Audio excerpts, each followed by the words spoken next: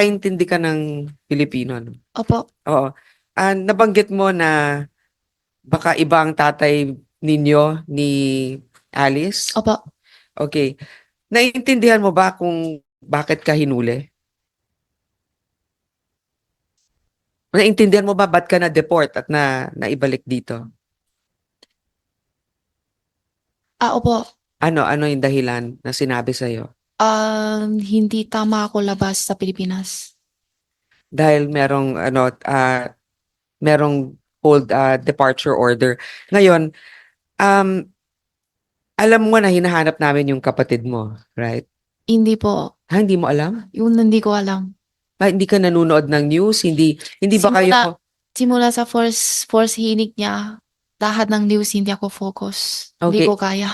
So, hindi kayo nag-uusap ng kapatid mo? Hindi siya sabi sa akin. Pero nakatira ba kayo sa isang bahay? Hindi po. Saan ka nakatira? Sa Bulacan po. And si Alice, Nasa Banban po. so hindi kayo nag-uusap. Hindi po. Pero magkasama kayo sa isang hotel sa Indonesia Opo. nung nagpunta kayo doon. Opo. Masasabi mo ba kung anong hindi kayo nag-usap? Bakit ganito tayo umalis ng Pilipinas? Huli na. Huli na. Opo. Sino nagsabi sa'yo, halika sakay tayo ng bangka, barko papunta Siya doon? po. Siya. Alice po. Anong sinabi niya dahilan? Bakit kayo kailangan sumakay? Ang sabi niya, nalulungkot daw siya. Sabi niya, ate, samahan mo ako. May pupuntahan tayo, sabi niya. Yun lang yung dahilan. Opo. Wala kang asawa o anak? Opo. Wala. Okay, hindi mo naman siya tinanong bakit ka nalulungkot. Alam ko dahil sa hinig. Alam mo dahil sa hearing. Opo. Pero hindi ka nagdududa na baka nagtatago siya. Hindi. Hindi po yung una. Okay. So pagdating ninyo sa Indonesia, Opo. anong hotel ang tinirhan ninyo? Halis Hotel. Ano? Halis Alice. Hotel.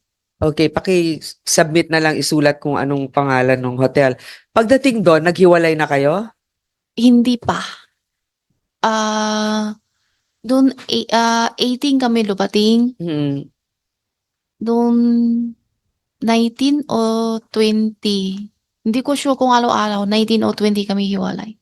19 or 20 kayo naghiwalay. Ngayon, nabanggit mo na hindi ka ba nagtaka bakit siya biglang nawala? Sabi niya sa akin, hiwalay muna kami. Wag daw ako marami tanungin, sabi niya. Yan ang sinabi niya sa'yo. Opo. So, anong perang mga dala-dala ninyo kung pupunta kayo doon? Wala ba siyang sinabi na dito lang tayo sandali, babalik ka rin ng Pilipinas? Walang ganon. Wala siya sinabi. So, ang iniisip mo, doon kayo sa Indonesia nang hindi mo alam kung gaano katagal. Opo.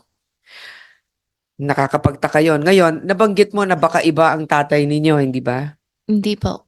Ah, Sorry. yung tatay niyo pareho o iba? Tunay tatay iba. Iba kami. Yung tunay na tatay. Pero ang mga tunay na tatay ninyo parehong Chinese. Opo. Saan ka pinanganak? Pwede na ako sasagot kasi may kaso na po ako ito.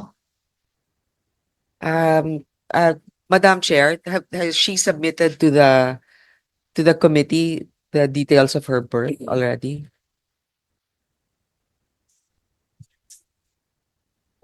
We have a birth certificate, Sen. Grace. Ang problema lang, may false entry doon. Kasi sa birth certificate nakalagay, dito siya sa Pilipinas ipinanganak. Oo. Pero kanina, sinabi nila, actually hindi dito, kundi sa China ipinanganak. Okay. Sa tingin ko nadadamay ka, hindi mo siguro alam lahat, pero may mga alam ka rin. Pero lumaki kang close sa kapatid mo, hindi? Hindi po. Magkahiwalay kayong lumaki? Opo. Okay. That will be all for now, Madam Chair. Salamat, Sen. Grace. Before Before, clarify Sen. lang, Joel, can I just clarify lang yung sinabi briefly niya? please, kasi Opo, naghihintay si binanggit Sen. ni Dorot. Sen. Grace kanina, hindi kayo close ni Alice. Yung lumaki. Oh, hindi kayo close. Lumaki. Ano ibig sabihin nung hindi kayo close na lumaki? Yung malaki na ako at saka first time ko siya kita. Kasi Madam Chair, kaya ako binabanggit yon, naguguluhan po ako na hindi sila close, pero si Alice ang nagdidesisyon para sa kanya. In fact, siya yung may Kasi hawak. po, ang intindihan ko po, ang sabi po di Madam, ano siya, akong close pa kaming Dubake.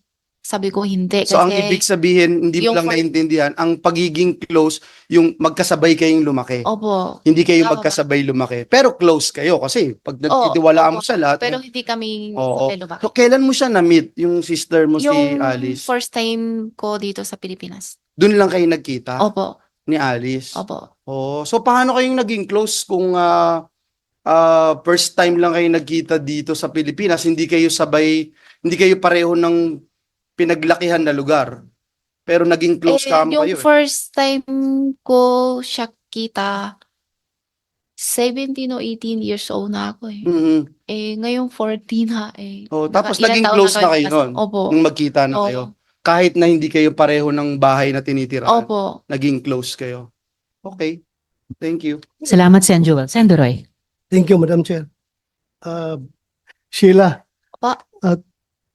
totoo ba yung sinabi mo kanina na hindi mo alam na ang purpose bakit kayo umalis? Sinabi mo lang na malungkot lang si Opo. Alice kaya alis kayo? Kapatid ko eh. Oh, so Sumama hindi mo ako alam siya na talaga. maglayas na pala kayo? Hindi po. Ha? Hindi po. Sigurado ka? Yes. Tapos, Sigurado po ako. Hindi mo sa tinanong bakit tayo sasakay na bangka papuntang Malaysia na may eroplano naman? Una, hindi siya sabi sa akin na Ha? punta Malaysia. Oh, Ang sabi lang siya sa akin, samahan ko siya. May pupuntahan lang. tapos hindi ka nagtanong bakit tayo palipat-lipat ng bangka nito? Maliit, Yun, lipat ng malaki. Doon sa, naduda na ako eh. Nandun na ako eh.